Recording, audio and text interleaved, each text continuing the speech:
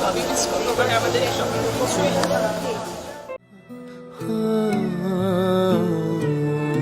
ভোলানাথ পার কারিগর outdoor shoot ছিল দীঘার নিকটবর্তী ওড়িশার তালসারিতে। শুটের ফাঁকে ঘটে মর্মান্তিক ঘটনা, জলে ডুবে যান রাহুল। ঠিক কি ঘটেছিল এই দিন?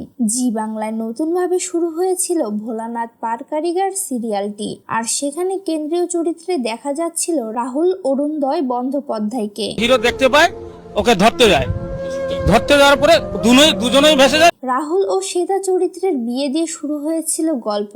দুজনেই গিয়েছিল মধুচন্দ্রিমায়, আর তারই আউটডোর শুট ছিল দীঘার নিকটবর্তী ওড়িশার তালসারিতে। শুটের ফাঁকেই ঘটে মর্মান্তিক ঘটনা, জলে ডুবে যান রাহুল। জানা গেছে গত রবিবার সকাল থেকে শুটিং এ ব্যস্ত ছিলেন ভোলানাথ পার কারিগর টিম। সঠিকভাবে শেষ হয় কাজ।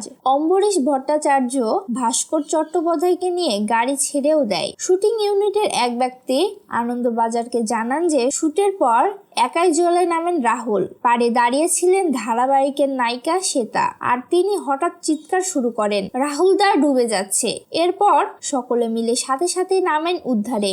এমনকি সমুদ্র থেকে যখন রাহুলকে উদ্ধার করা হয় তখন বেঁচেও ছিলেন তিনি। তালসারিতে সৈকত থেকে 10 থেকে 12 কিলোমিটার দূরে দীঘা মহকুমা হাসপাতালে নিয়ে যাওয়া হয় তাকে। প্রোডাকশন ম্যানেজার চন্দ্রশেখর চক্রবর্তীর কথা অনুসারে রাহুলকে তড়িঘড়ি গাড়িতে তুলে হাসপাতালে নিয়ে যাওয়া হয়। গাড়ির সামনে লাল কাপড় ধরে দ্রুত পৌঁছানোর চেষ্টাও করা হয়, তবে শহরে ঢোকার পর খানিক দেরি হয়ে যায় যানজটের কারণে। গাড়ির মধ্যে রাহুলের শারীরিক অবস্থা দ্রুত খারাপ হতে থাকে। তিনি প্রচন্ড শ্বাসকষ্টে ভুগছিলেন।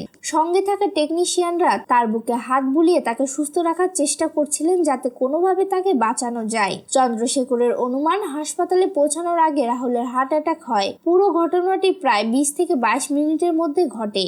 হাসপাতালে পৌঁছানোর পর ডাক্তাররা তাকে মৃত ঘোষণা করেন। সোমবার কাথি হাসপাতালে ময়নাতদন্ত হবে তার। ঘটনার সময় উপস্থিত ছিলেন রাহুলের গাড়ির পরিচালকও। তিনি জানিয়েছেন, রাহুল দা সমুদ্রের দিকে এগিয়ে যাচ্ছিলেন। আমি বারবার বারণ করছিলাম, শোনেননি আমার কথা। এদিকে চোখের সামনে রাহুলকে জলে ডুবে যেতে দেখে মানসিকভাবে বিধ্বস্ত হয়ে পড়েছেন ধারাবাহিকের নায়িকা শ্বেতাও।